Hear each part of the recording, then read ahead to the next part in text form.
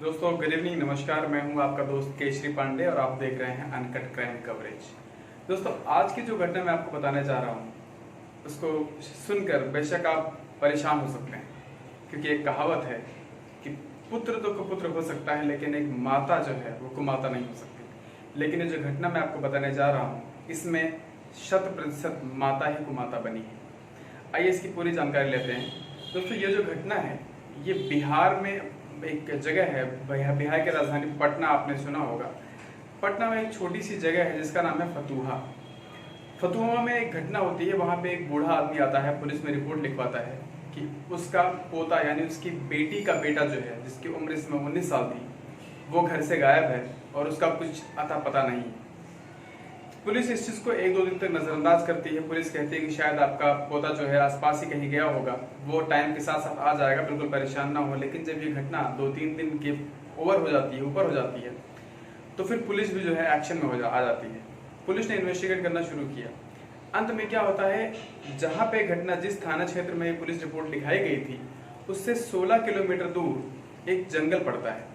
उस जंगल में कुछ चरवाहों ने नोटिस किया कि एक लाश वहां पे पड़ी हुई है जो कि इसमें ऑलमोस्ट सड़ चुकी है। उसका कोई अता पता नहीं है, उसका कोई पूछने वाला नहीं। इस घटना की जानकारी जब पुलिस को होती है तो पुलिस ने प्रॉपर तरीके से उस लाश को अपने कब्जे में लिया और उस लाश को अपने कब्जे में लेने के बाद पुलिस नोटिस करना शुरू करती है कि कितने लोगों की गुमशुदगी की रिपोर्ट हाल ही में जो है वो नोटिस कराई गई है। और जब ऐसा कुछ पता चलता है, लड़के के कपड़े से, लड़के के टी शर्ट से नोटिस होता है कि लड़का जो है वो लगभग 20 साल के अंदर की इसकी उम्र है। और इसी उम्र की जो एक गुमशुदगी की रिपोर्ट है एक बूढ़े आदमी द्वारा 2 दिन पहले कराई गई है। पुलिस इसको कोऑर्डिनेट करने की कोशिश करती है। पुलिस जब बुलाती है अपने उस बूढ़े आदमी को, इन्वेस्टिगेट कराने की कोशिश करती है। उसकी माँ आती है बच्चे की जो मरा हुआ था, उसके रिलेटिव्स आते हैं और सब कहते हैं हाँ ये वही लड़का है, क्योंकि इसके पहनावे से ये क्लियरली लिख रहा है। और लड़के के यहाँ कलाई में उसने ओम का एक टैटू बनवा रखा है। पुलिस इस बात से बिल्कुल कंफर्म हो जाती है कि जो घटना है, ये जो लड़का है ये उसी फैमिली से बिलोंग करता है। अब पुलिस इस चीज को दूसरे पहलू से इन्वेस्टिगेट करना शुरू करती है कि ये मामला कैसे हुआ, इस लड़के की डेथ कैसे हुई।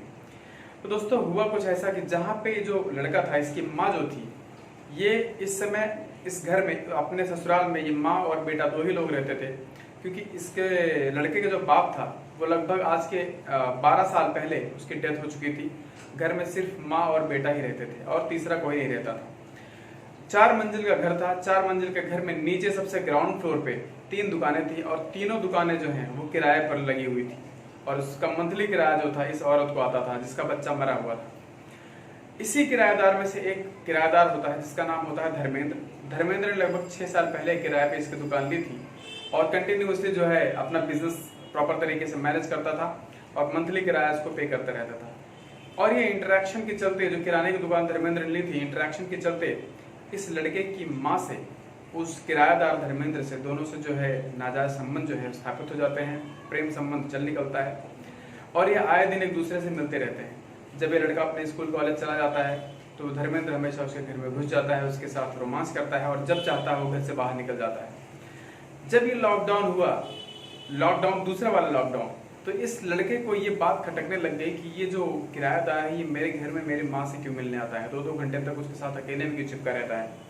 कई बार तो इसने इग्नोर करने की कोशिश की, लेकिन ये जो किराएदार था ये समझने की कोशिश नहीं करता था कि इसका बच्चा 19 साल का हो चुका है, बड़ा हो चुका है।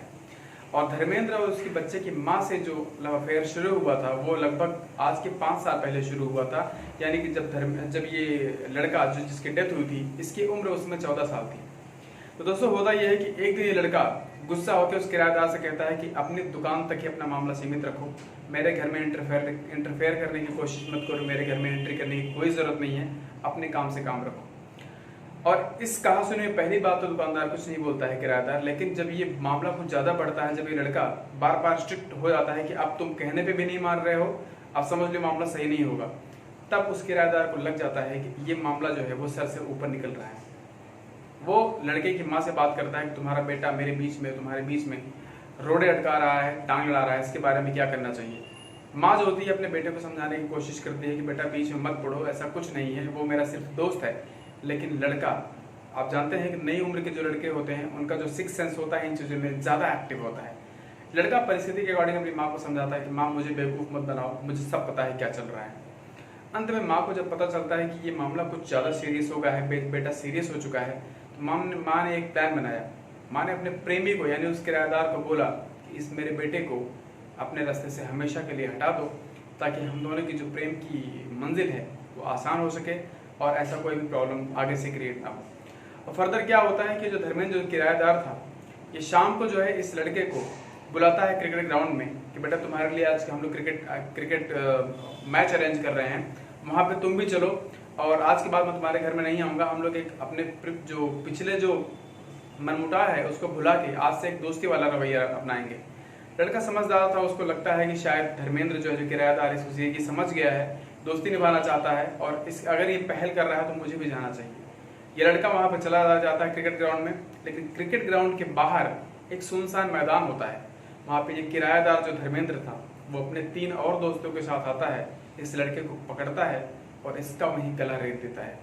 गला ये यहाँ से बिल्कुल 2 भाग में डिवाइड, धड़ अलग गला अलग। ये जो सर के ऊपर वाला पार्ट था इसको उसने कहीं पे खन के गाड़ दिया और ये धड़ के नीचे वाला पार्ट था उसको वो अपने उस लोकेशन से लगभग 15-16 किलोमीटर दूर जाके एक जंगल में फेंक के आता है, बोरी में भर के। अब जब पुलिस ने प्रॉपर तरीके से इन्वेस्टिगेट करने की कोशिश की कि ये कैसे हुआ, माँ से टच में आई पुलिस, उसके आसपास के लोगों से टच में आई पुलिस, तो आसपास के लोगों ने बताया कि आए दिन इस लड़के का अपनी माँ से झगड़ा होता रहता था, इस किराएदार से भी झगड़ा होता रहता था और कहीं ना कहीं सब ने एक आशंका जताई कि ये माँ और बेटे का झगड़ा जो था वो इसलिए था क्योंकि धर्मेंद्र का उसकी माँ के साथ जो नाजायज संबंध था, धर्मेंद्र का उस बच्चे की माँ के साथ नाजायज संबंध था।